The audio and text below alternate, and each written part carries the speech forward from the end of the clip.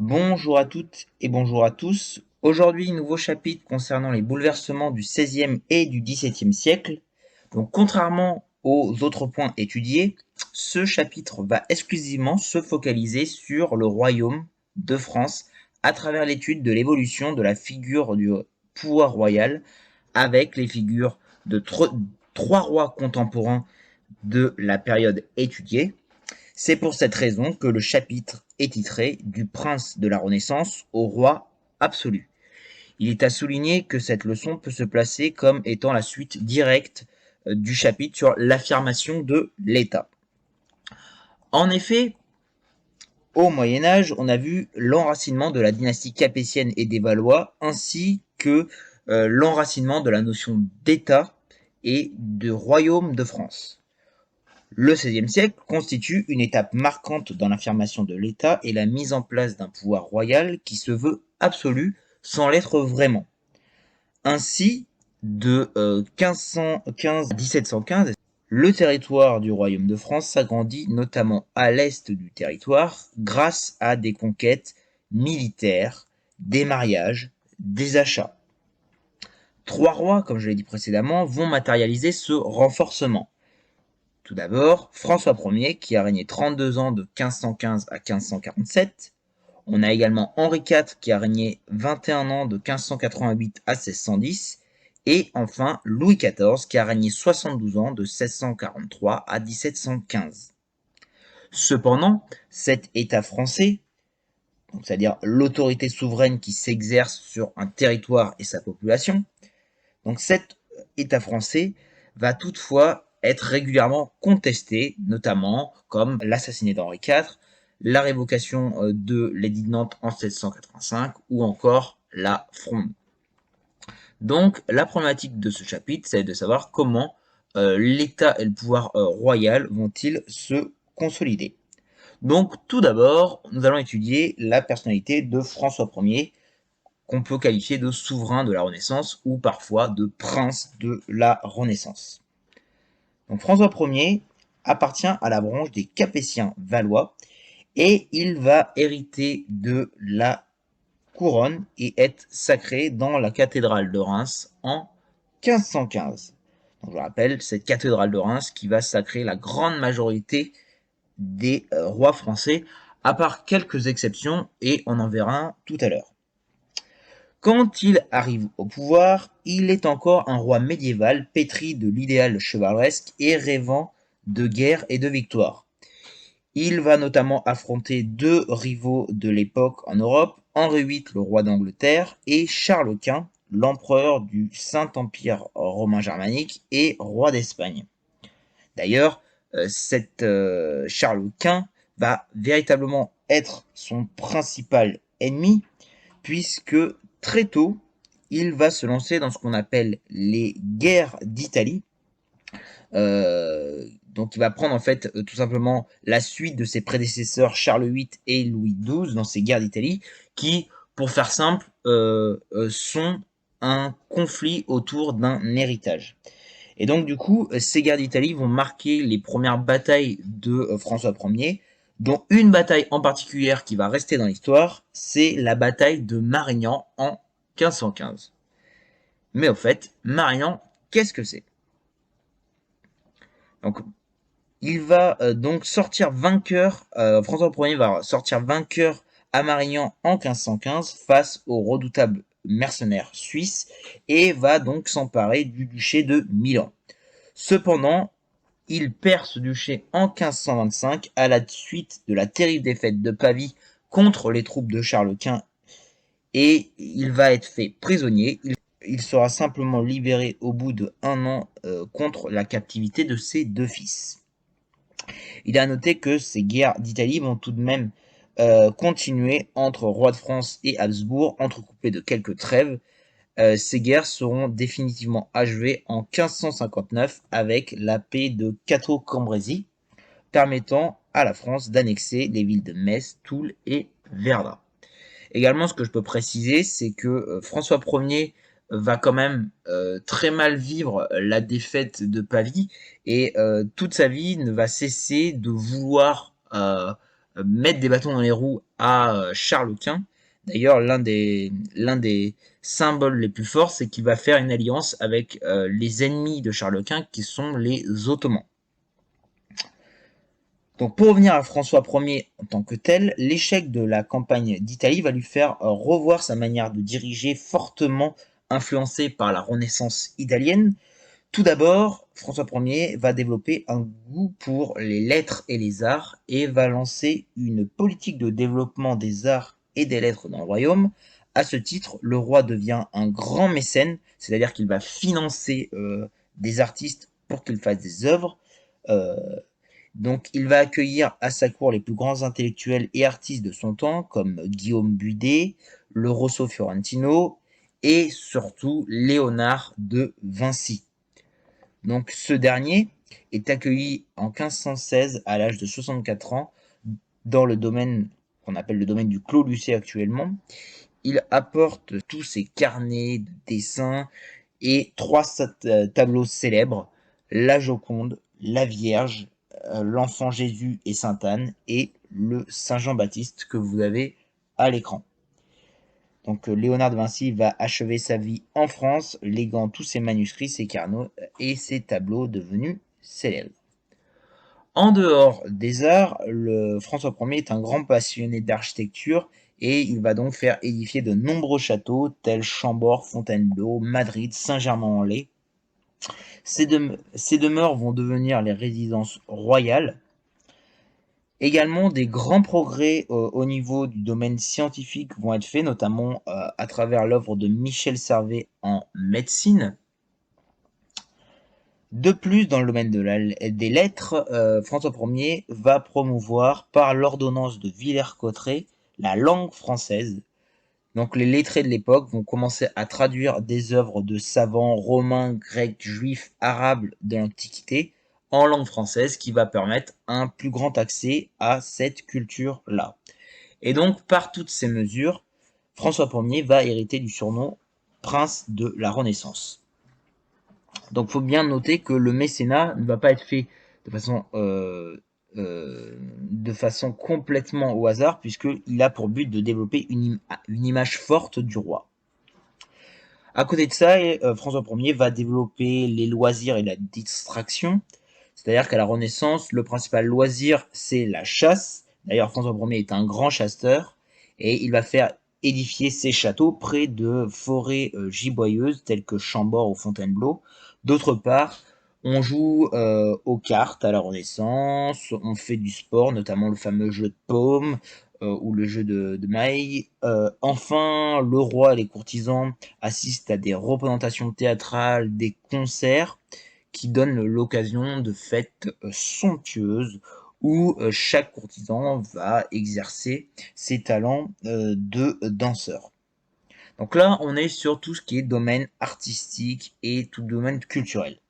À côté de cela, François Ier va aussi avoir un renforcement politique. Il va renforcer la puissance royale. En effet, il va décider de s'affirmer comme étant le seul chef à bord. Il va éliminer toutes sortes d'oppositions à son pouvoir. Donc d'abord, il ne va plus du tout convoquer les États généraux comme avait pu le faire notamment Philippe Auguste. Il va également limiter le pouvoir du Parlement, qui va ne plus pouvoir s'opposer à lui. Il va limiter également l'influence de la noblesse grâce au principe de la cour, c'est-à-dire l'ensemble des personnes qui vont vivre autour. En effet, les nobles qui vivent à la cour, qui sont appelés des courtisans, vont en fait tout simplement être là pour être civilisés et être maintenus sous contrôle. Par exemple, François Ier va mettre en place le principe de l'étiquette qui oblige les seigneurs à respecter certains codes de la cour. Enfin, également, on peut citer que l'Église va être contrôlée à la suite d'un concordat, c'est-à-dire un accord signé entre le pape et le roi en 1516. Et cet accord donne la possibilité à François Ier de choisir évêque et abbé dans son royaume. Ces différentes mesures ont pour conséquence donc de renforcer l'administration royale. De plus, François Ier va gouverner avec l'aide de ministres et de fonctionnaires appelés officiers. organisés selon une hiérarchie comme vous pouvez le voir à l'écran. Certains rendent la justice, certains de ces conseillers vont rendre la justice, d'autres vont percevoir les impôts. Aussi, François Ier poursuit également la centralisation ou l'unification du royaume grâce justement à l'ordonnance précédemment citée de Villers-Cotterêts, puisque ce texte, en plus de permettre la traduction en français des œuvres littéraires, ce texte va imposer l'utilisation du français en lieu et place du latin dans les actes administratifs et dans la tenue des registres paroissiaux recensant baptême, mariage et inhumation. L'ordonnance réorganise également la justice et la perception de l'impôt. Elle constitue une étape importante dans la construction et l'imposition de la monarchie en France. Donc véritablement un renforcement de l'autorité et de l'unification du royaume. Enfin, dernier point qu'on peut mettre en avant sur François Ier, c'est que toutes ces mesures vont lui redonner goût à, à des ambitions extérieures. Et donc, ce n'est pas pour rien qu'il va se lancer dans les grandes découvertes par l'intermédiaire de Jacques Cartier, qui va explorer le nord de l'Europe, découvrant le Canada en 1534. De ce fait, la France va s'emparer des terres découvertes le long du fleuve Saint-Laurent, c'est-à-dire le futur Québec. Alors, pour une question de culture générale, il est intéressant de voir que la miniature de Jean Coué que vous avez à l'écran, donc qui se nomme Antoine Macoux, lit au roi sa traduction du grec des œuvres de l'historien ancien Diodore de Sicile, qui date de 1534. Donc cette miniature est une bonne synthèse de l'évolution du roi en prince de la Renaissance respecté, puisqu'on le voit entouré de sa cour, avec notamment un chien qui va représenter un petit peu les distractions avec l'art de la chasse. On y fait une activité intellectuelle.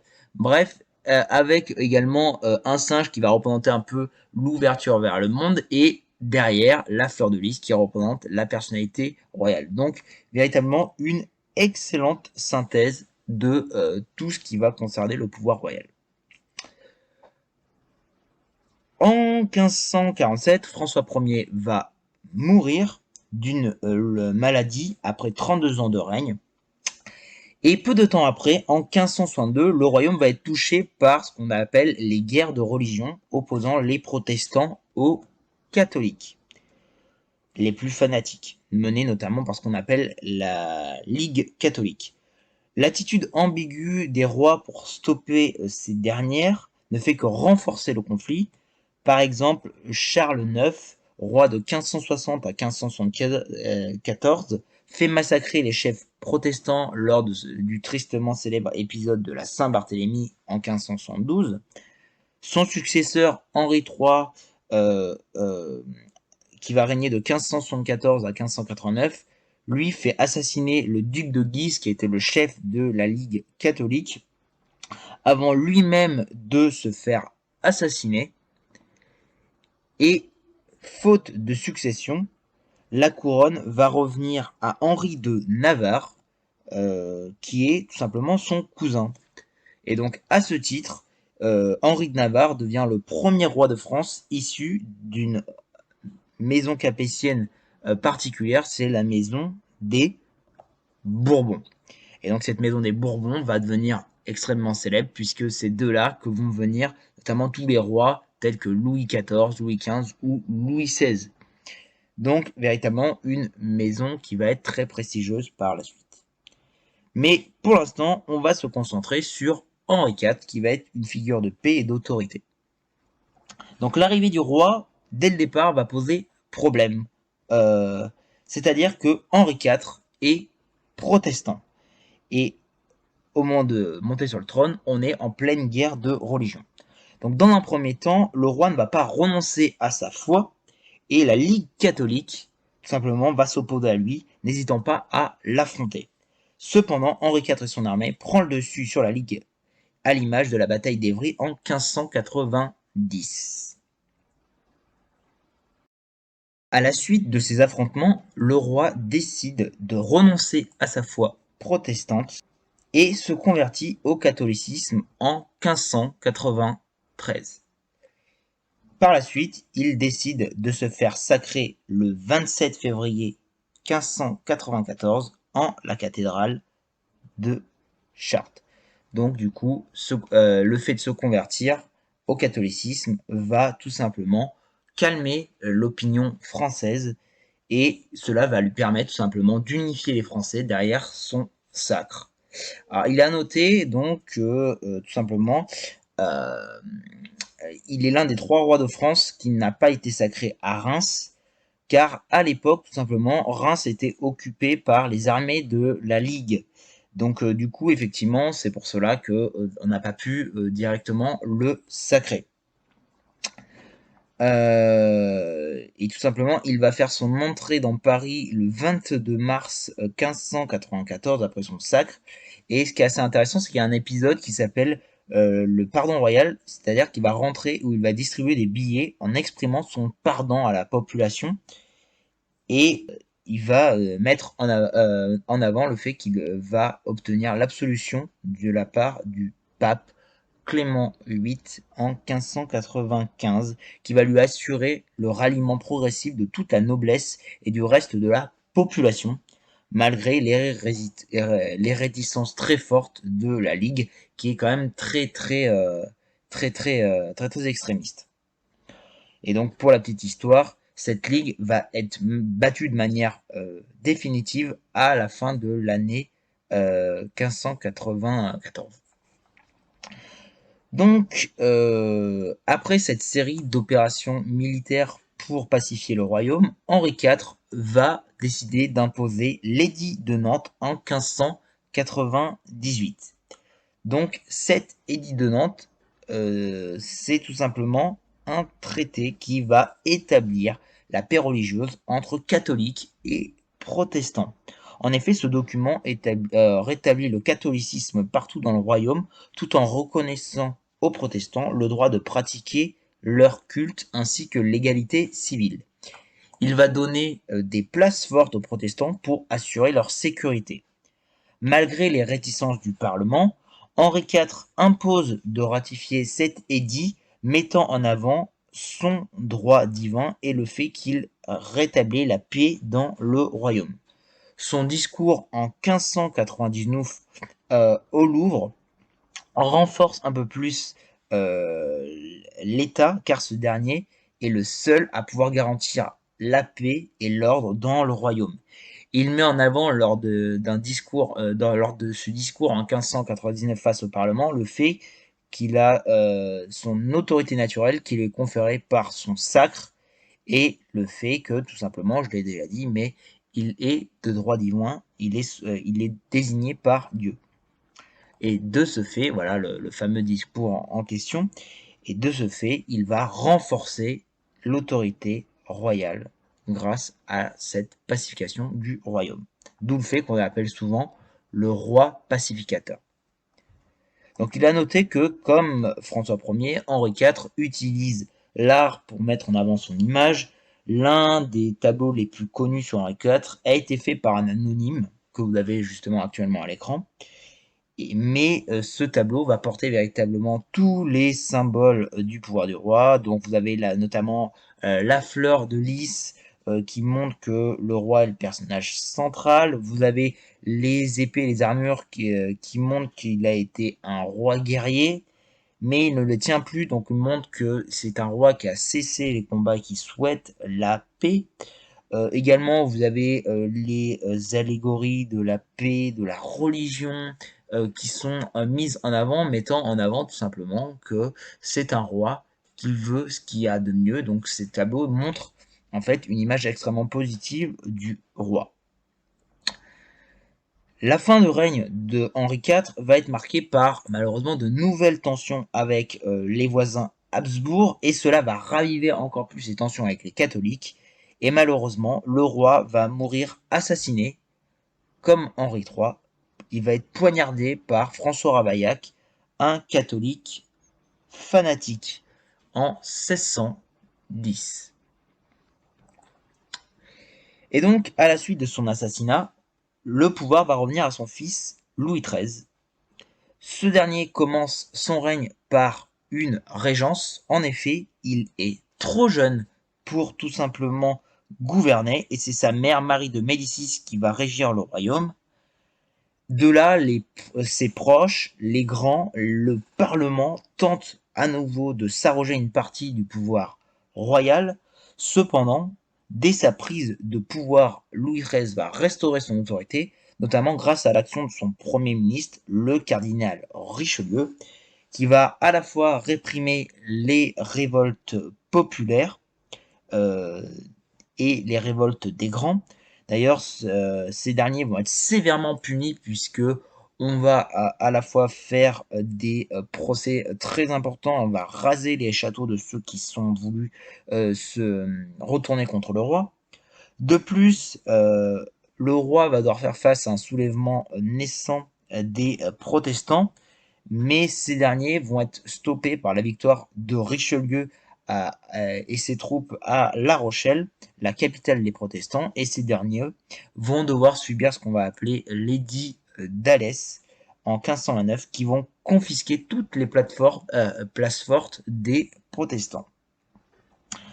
Donc Louis XIII va permettre de garantir une continuité du pouvoir, et à sa mort, c'est son fils Louis XIV qui va prendre le pouvoir. Cependant, lui aussi va être beaucoup trop jeune pour régner, et c'est sa mère, Anne d'Autriche, qui va devenir la nouvelle régente de France. Elle va organiser le royaume avec le ministre Mazarin. Ce dernier va être à l'origine de nombreuses réformes fiscales, ce qui va mécontenter les parlementaires qui refusent les réformes. De là, un soulèvement général contre l'État se développe, emmené par le Parlement de Paris souhaitant plus de pouvoir, les Parisiens excédés par les impôts et la haute noblesse désirant un rôle plus important au sein du Conseil du roi. Cet épisode va être nommé la Fronde. Donc, toutes ces personnalités, tous ces groupes sociaux vont se révolter sans pour autant remettre en question le roi.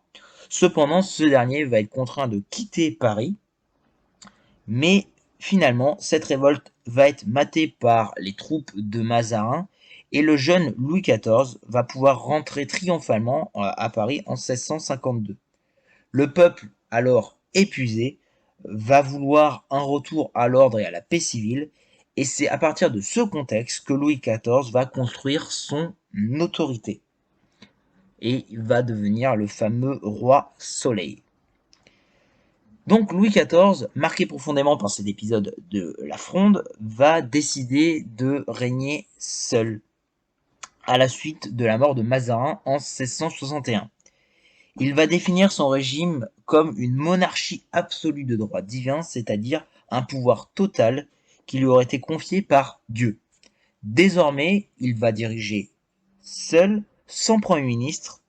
Il va être cependant être aidé de ministres et de conseils spécialisés, mais il décide seul dans tous les domaines. Il va renforcer l'administration royale dans les provinces en y nommant des intendants chargés de faire appliquer des décisions et ayant des pouvoirs de police, de justice, de finance, et qui vont être chargés de représenter Louis XIV dans tout le royaume. Alors à l'époque, on va les qualifier d'œil et de main du roi, puisqu'ils vont tenir des comptes rendus réguliers au roi. Également, il va décider de faire de Versailles le lieu symbolique de son pouvoir. Donc cet ancien pavillon de chasse va subir un immense chantier à partir de 1661. Donc notamment, vous allez avoir le nôtre pour les jardins et le veau pour l'architecture qui vont être chargés du chantier. Donc si dans un premier temps, le lieu va servir d'endroit de fête, de représentation, le roi fait du château le véritable lieu de sa résidence royale à partir de 1682. Et donc vous allez avoir sa famille, lui-même ainsi que la cour qui vont s'installer dans ce domaine. Il va faire venir de nombreux artistes à l'image de Molière. Et donc ce château construit selon un style euh, classique va inspirer de nombreux autres châteaux du roi grâce à ses richesses, ses ornements, mais également à la splendeur du bâtiment et à l'immensité de ses jardins. Et ils vont véritablement, cela va devenir véritablement le symbole de la puissance du roi Soleil. Mais Versailles ne va pas servir uniquement qu'à la flamboyance du château, puisque en fait, le fait de réunir sa cour en un seul endroit va permettre à Louis XIV de mieux surveiller les grands, les nobles. En effet, il va leur verser une pension afin d'éviter les révoltes, mais il va quand même être capable de punir ceux qui vont s'opposer à lui, notamment grâce à ce qu'on appelle les lettres de cachet. C'est une lettre qui lui permet de mettre en prison les gens sans même demander l'avis de la justice. Donc véritablement un renforcement du pouvoir royal. Donc Louis XIV, en plus de toute cette flamboyance, il va décider lui-même de faire la guerre. Il va annexer de nombreux territoires comme le Roussillon, l'Alsace, la Flandre, après de nombreuses guerres contre les États voisins, à l'image de la Franche-Comté récupérée aux mains des Espagnols. Aussi, il va demander à Colbert de faire édifier des citadelles tout au long des frontières pour renforcer les frontières du royaume.